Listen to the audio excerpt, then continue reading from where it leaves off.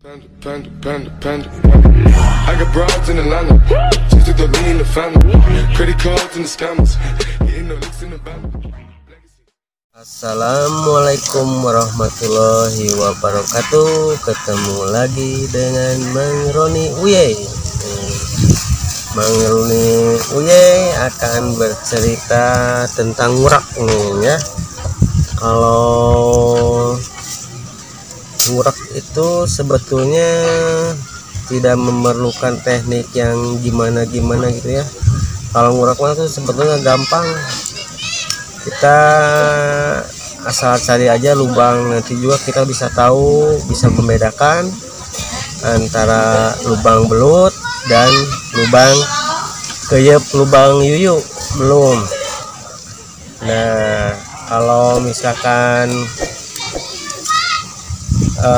waktu dulu nih, kalau flashback ke belakang ke 15 tahun ke belakang nih, pesawahan di sini nih, itu untuk mendapatkan belut 10 biji itu tidak lama, bisa ditungguin. Kalau mau belut dulu itu bisa dapat belut 10 biji itu bisa mendapatkannya hanya hitungan setengah jam lah.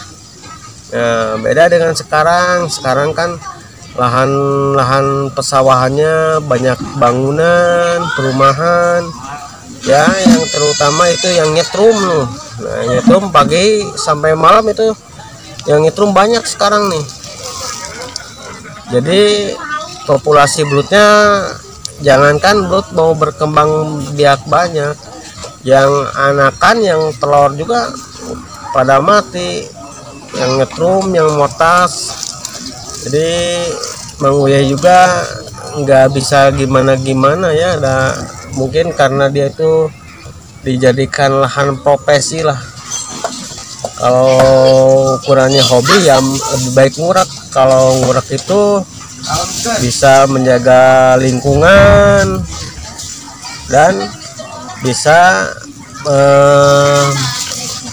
nanti generasi nanti anak cucu bisa tahu yang namanya ngurak. Kan sayang kalau nanti anak cucu nggak bisa tahu yang namanya ngurak gitu ya. Nah, ngomong-ngomong ngurak nih, kalau misalkan kita berada di spot sawah, spot sawah biasanya menggunakannya kail size S nih. Nah, ini S yang standar nih, ini yang S mini nih. Tuh, perbandingannya kan sedikit tuh. Nah, kalau misalkan banyak belutnya sebesar-besar kelingking, nah pasti ini nih size S mini. Tapi saya suka menggunakan S yang standar dulu.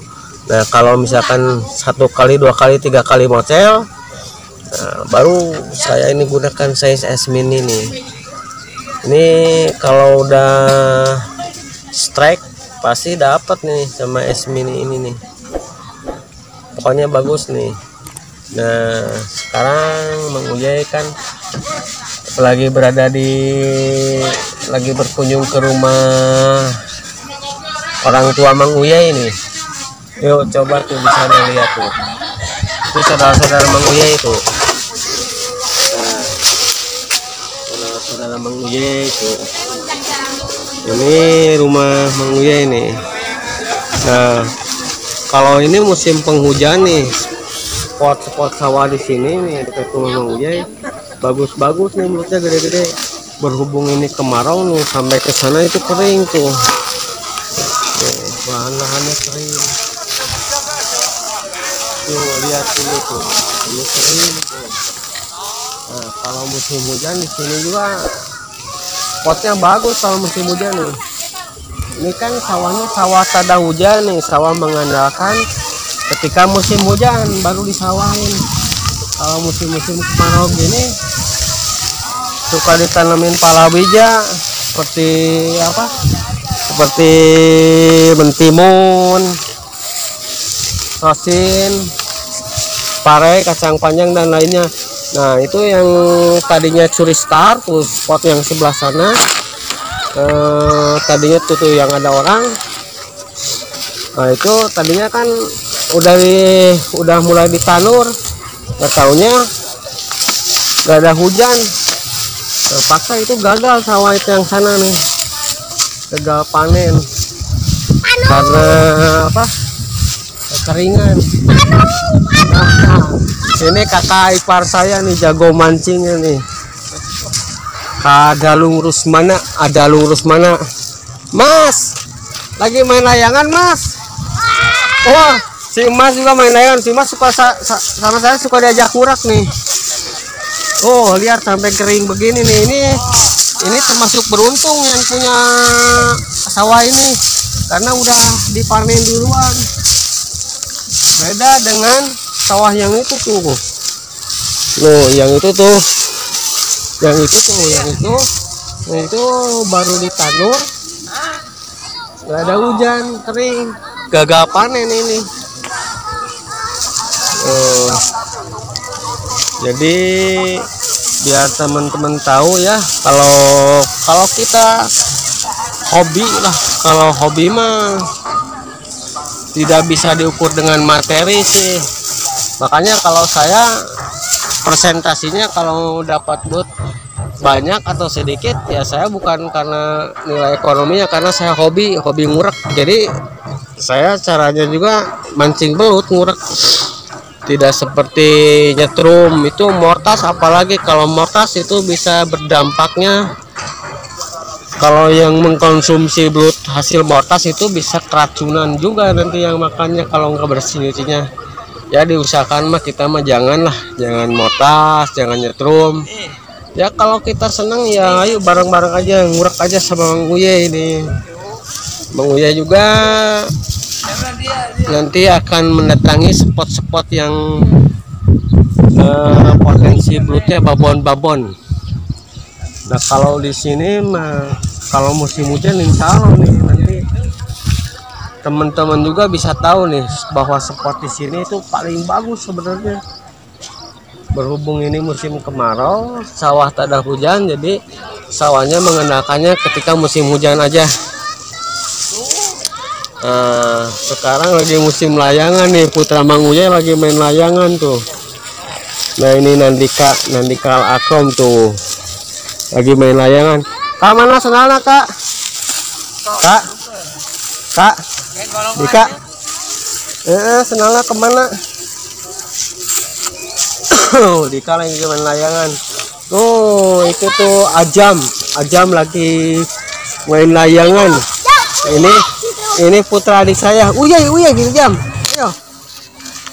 Gimana Jam? Ya nanti diapungin. Salam ngurak gitu. Salam metot. Uya ini putra adik saya nih. Nih urak nggak Jam mau nyari buat ikut nggak? Ya sini atuh. Uya dulu atuh. Uya dulu cepet.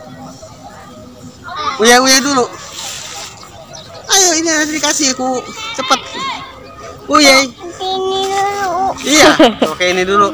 Uya dulu atuh. Uya. Uya dulu atuh. Ya nanti dikasih. Uya.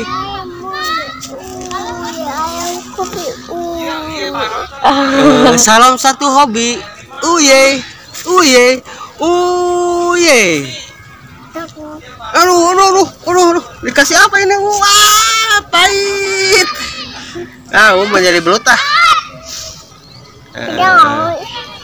Nanti kapan-kapan Mang Uye akan mencari spot lagi. Kebetulan ini Mang Uye lagi nggak enak badan nih. Sebetulnya Mang Uye juga kalau badannya lagi fit akan Mang Uye pergi lagi ke spot Banjaran. Kemarin juga spot Banjaran itu bagus. Sampai Mang Uye dapatnya minggu pertama itu 20.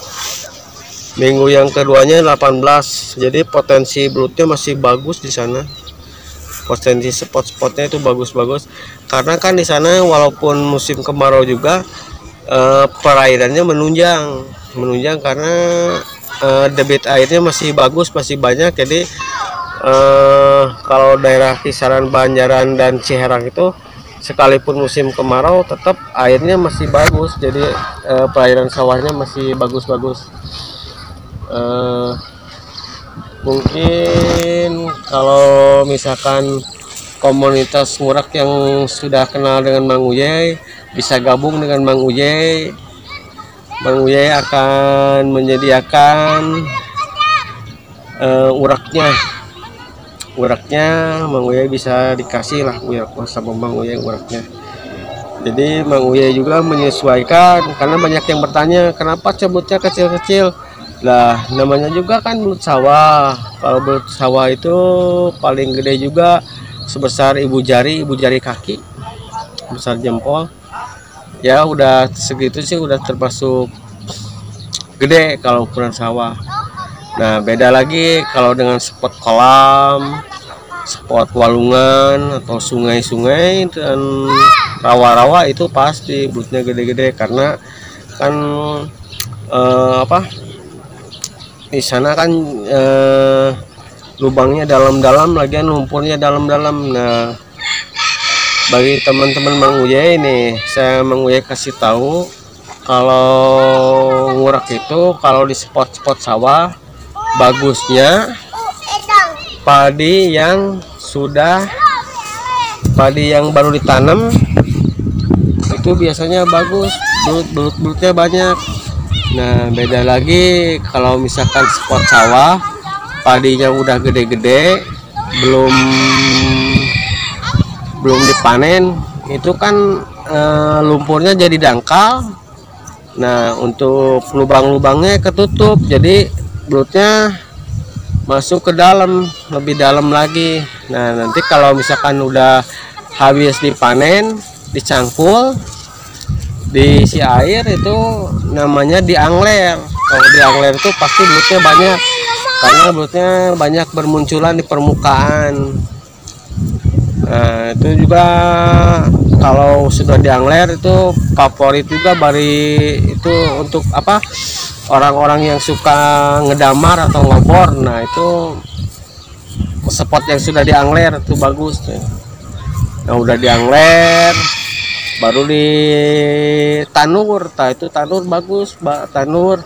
Nah udah tanur masih diramet masih bagus. Kalau udah besar padinya, nah itu udah berkurang lah belutnya. Nah sekian dulu dari Mang Uye, semoga Mang Uye di lain kesempatan bisa perform lagi ya, perform ngurak, akan mengunjungi spot ke Talegong Garut nanti insya Allah.